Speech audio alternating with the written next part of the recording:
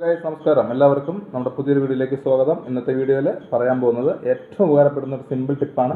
എല്ലാവർക്കും വീട്ടിൽ ചെയ്യാവുന്ന കാര്യമാണ്. നമ്മുടെ വീട്ടിൽ 2 മാസം കൂടുമ്പോൾ ഏറ്റവും കൂടുതൽ ബുദ്ധിമുട്ടുണ്ടാക്കുന്ന ഒരു വിഷയമാണ് കറണ്ട് ബില്ല്. കറണ്ട് ബില്ല് എല്ലാ പ്രാവശ്യവും നമ്മൾ കൂടിയിട്ടായിരിക്കും വരുന്നത്. കുറയാനുള്ള സാധ്യത വളരെ കുറവാണ്.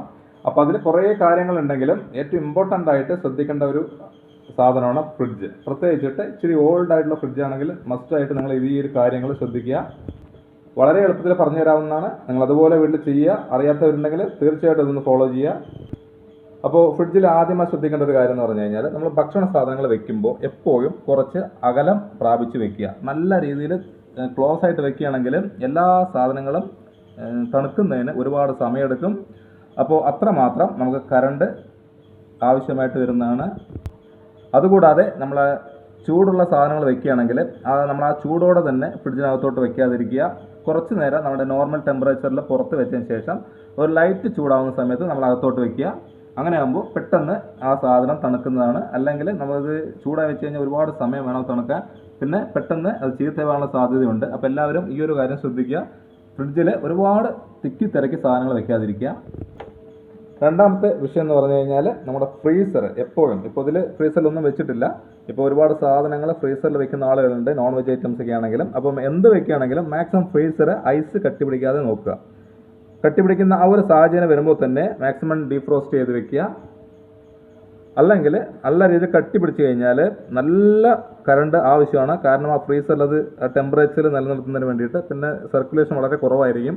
മാക്സിമം ഈ കാര്യം നമ്മൾ ശ്രദ്ധിക്കുകയാണെങ്കിൽ നല്ല രീതിയിൽ കറണ്ട് ലാഭിക്കാൻ പറ്റുന്നൊരു കാര്യമാണ്. അതുകൂടാതെ അടുത്ത ശ്രദ്ധിക്കേണ്ട ഒരു കാര്യമാണ് നമുക്ക് ടെമ്പറേച്ചർ സെറ്റിംഗ്സ്. എല്ലാവരും ഒരേ ഒരു ടെമ്പറേച്ചറിൽ ഏത് സമയം നമ്മൾ ഉപയോഗിക്കുന്നവരുണ്ട്. കാരണം 3-ലാണ് വെക്കുന്നതെങ്കിൽ മഴക്കാലത്തിലും ചൂടുകാലത്തും ഒരുപോലെ ആ 3-ൽ തന്നെ വെക്കുന്നത്. അങ്ങനെയല്ല, നമ്മൾ ടെമ്പറേച്ചർ അഡ്ജസ്റ്റ് ചെയ്യാൻ വേണ്ടിയിട്ടാണ് സ്വിച്ച് കൊടുത്തിരിക്കുന്നത്. മാക്സിമം നിങ്ങൾ ഈ ഒരു കാര്യം കൂടെ ഒന്ന് ശ്രദ്ധിക്കുക. നല്ല ചൂട് കാലത്താണെങ്കിൽ 3-ൽ വെക്കാം. 4-ലൊക്കെ വെക്കുന്നത് വളരെ കൂടുതലാണ്. കാരണം അത്രമാത്രം സാധനങ്ങൾ നമുക്ക് ഫ്രിഡ്ജിനകത്തോട്ട് ഉണ്ടെങ്കിൽ 4 ടെമ്പറേച്ചർ സെലക്ട് ചെയ്യാം. അല്ലെങ്കിൽ 2, 3 ഏറ്റവും ബെസ്റ്റ് ആയിട്ടുള്ളൊരു ഓപ്ഷൻ അതാണ്. അപ്പോൾ ഈ രീതിയിൽ ടെമ്പറേച്ചർ സെറ്റ് ചെയ്യുക. നല്ല രീതിയിൽ കറണ്ട് സേവ് ചെയ്യാൻ പറ്റുന്നതാണ്. ഇനി അടുത്ത എല്ലാവരും ചെയ്യുന്നൊരു സൂത്രമാണ്, നമുക്ക് ഇടയ്ക്കിടയ്ക്ക്, അതായത് നല്ല രീതിയിൽ ഫ്രിഡ്ജ് തണുത്ത് കഴിഞ്ഞാൽ ഉടനെ തന്നെ നമ്മൾ സ്വിച്ച് ഓഫ് ചെയ്യും. പക്ഷെ നല്ല കാര്യമാണ്. പക്ഷെ ചെയ്യുന്ന സമയമാണ് പ്രധാനം. നമ്മൾ പകൽ മാക്സിമം സ്വിച്ച് ഓഫ് ചെയ്യാതിരിക്കുക. കാരണം പെട്ടെന്ന് ഉള്ളിലെ തണുപ്പ് പോകുന്നതാണ്. അപ്പോൾ നിങ്ങൾക്ക് ഫ്രിഡ്ജ് സ്വിച്ച് ഓഫ് ചെയ്യണമെന്നുണ്ടെങ്കിൽ മാക്സിമം നമുക്കൊരു രാത്രി, അതായത് രാത്രി എന്ന് പറഞ്ഞാൽ അർദ്ധരാത്രി ആണെങ്കിൽ നമ്മൾ ചിലപ്പോൾ ഉറങ്ങിപ്പോകും. അപ്പോൾ ഒരു 7 മണിക്കൊക്കെ ശേഷം ഒരു 3-4 മണിക്കൂറൊക്കെ നമുക്ക് ഫ്രിഡ്ജ് തണുത്ത് കഴിഞ്ഞ ശേഷം ഓഫ് ചെയ്തിട്ട് കഴിഞ്ഞാൽ ആ 3-4 മണിക്കൂർ നമുക്ക് ആ ഉള്ള തണുപ്പ് കണ്ടിന്യൂസ് ആയിട്ട് നിൽക്കും. അപ്പോൾ അത്ര നമുക്ക് കറണ്ട് സേവ് ചെയ്യാൻ പറ്റും. അടുത്ത ശ്രദ്ധിക്കേണ്ട ഒരു ഇമ്പോർട്ടൻ്റ് കാര്യമാണ്, നമ്മൾ പഴയതരം ഫ്രിഡ്ജുകളിൽ ഇതിൻ്റെ കോയിലെല്ലാം ഫ്രിഡ്ജിൻ്റെ പുറത്തോട്ടാണ് വരുന്നത്. അപ്പോൾ നമ്മൾ കോയിൽ ടച്ച് ചെയ്ത് കഴിഞ്ഞാൽ അറിയാൻ പറ്റും നല്ല രീതിയിൽ ചൂടുണ്ടാവും. അപ്പോൾ നമ്മൾ വീട്ടിൽ വെക്കുന്ന സമയത്ത് ഈ ഒരു ചുമരും ഈ ഫ്രിഡ്ജും തമ്മിൽ ഓൾമോസ്റ്റ് ഒരു 1/2 അടിയെങ്കിലും നമ്മളൊരു ഗ്യാപ്പ് വിട്ടിട്ട് വേണം വെക്കണമെങ്കിൽ. അല്ലെങ്കിൽ നമുക്കത് പൊതുവേ ഫ്രിഡ്ജിൻ്റെ വർക്ക് എന്ന് പറഞ്ഞത് കോയിൽ ചൂടായി കഴിഞ്ഞാൽ ഓൾറെഡി അത് കട്ട് ഓഫ് ആവും ഓട്ടോമാറ്റിക്കായിട്ട്.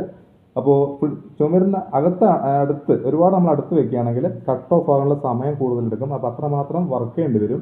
പിന്നെ അതുകൂടാതെ തന്നെ നമ്മൾ മഴക്കാലത്തൊക്കെ ഇടിയൊക്കെ പൊട്ടുന്ന സമയത്ത് ചുമരിൻ്റെ അടുത്ത് വെക്കുകയാണെങ്കിൽ പെട്ടെന്ന് ഇത് നശിച്ചു പോകാനുള്ള സാധ്യത കൂടുതലാണ്. കാരണം പെട്ടെന്നത് ഷോക്ക് വരാനും ഫ്രിഡ്ജ് തന്നെ അടിച്ചു പോകാനുള്ള സാധ്യതയുണ്ട്. അപ്പോൾ മാക്സിമം നിങ്ങളെപ്പോഴും ഈ ഒരു കാര്യം ശ്രദ്ധിക്കുക.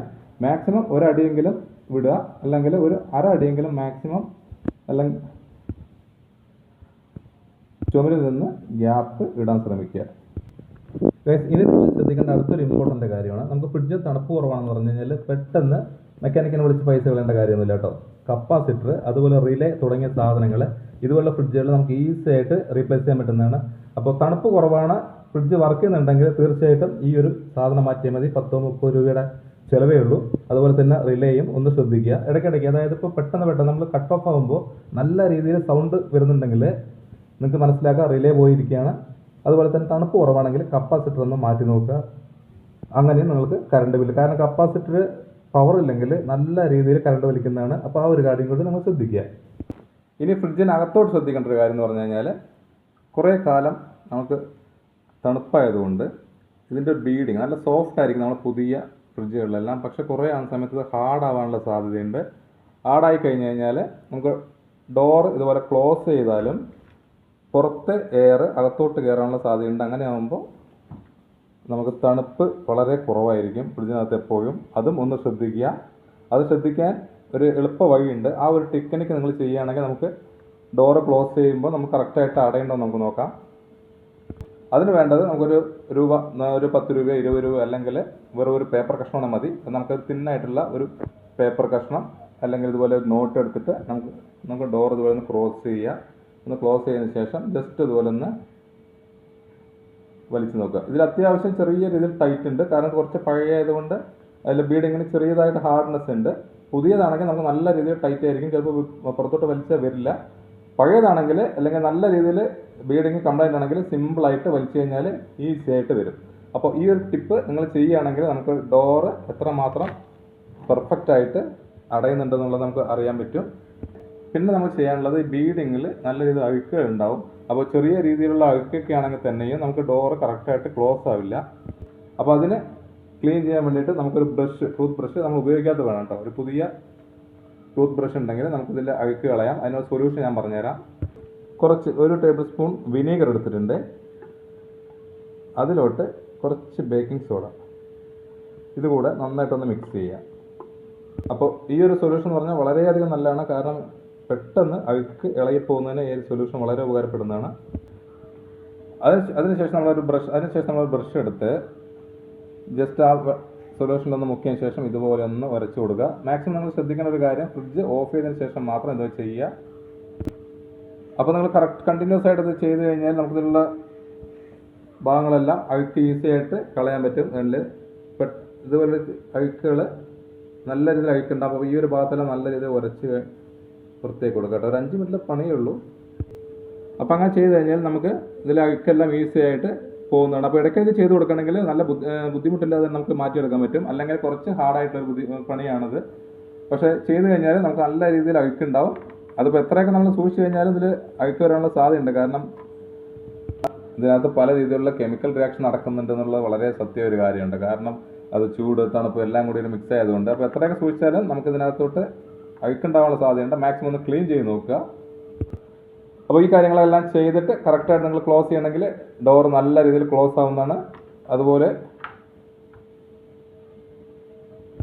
ശ്രദ്ധിക്കേണ്ട വേറൊരു കാര്യമാണ്, നമ്മൾ ഇടയ്ക്കിടയ്ക്ക് സാധനങ്ങൾ എടുക്കാനായിട്ട് നമ്മൾ ക്ലോസ് ചെയ്യും, വീണ്ടും ഓപ്പൺ ചെയ്യും. നമ്മളൊരു 10-20 സെക്കൻഡൊക്കെയാണ് നമ്മളൊരു സാധനം എടുക്കുന്നെങ്കിൽ ഫ്രിഡ്ജ് ഓപ്പൺ ചെയ്ത് വെക്കുന്നതാണ് നല്ലത്. അല്ലാതെ നമ്മളൊരു സാധനം എടുക്കുന്നു വീണ്ടും ക്ലോസ് ചെയ്യുക, വീണ്ടും അത് ഓപ്പൺ ചെയ്യുകയാണെങ്കിൽ അതും പെട്ടെന്ന് ഫ്രിഡ്ജിൻ്റെ തണുപ്പ് കുറയാനുള്ള സാധ്യത കൂട്ടുന്നതാണ്. അപ്പോഴും നല്ല രീതിയിൽ കംപ്രസറിന് വർക്ക് വരും, കറണ്ട് അത്രമാത്രം വലിക്കും. അപ്പോൾ വളരെ സിമ്പിളായിട്ടുള്ള കുറേ കാര്യങ്ങളാണ് നമുക്ക് വീട്ടിൽ അറിയാത്തതെന്ന് പറയാൻ പറ്റില്ല, ശ്രദ്ധിക്കാത്ത കുറേ കാര്യങ്ങളാണ്. ഇതൊക്കെ നിങ്ങളൊന്ന് ശ്രദ്ധിക്കുകയാണെങ്കിൽ എത്ര പഴയ ഫ്രിഡ്ജാണ് ഉപയോഗിക്കുന്നതെങ്കിലും നമുക്ക് കറണ്ട് ബില്ല് വളരെ കുറവായിട്ട് നമുക്ക് കിട്ടുന്നതാണ്. കറണ്ട് ബില്ല് കൂടി എന്ന് പറഞ്ഞിട്ട് മറ്റുള്ള ഇലക്ട്രോണിക്സ്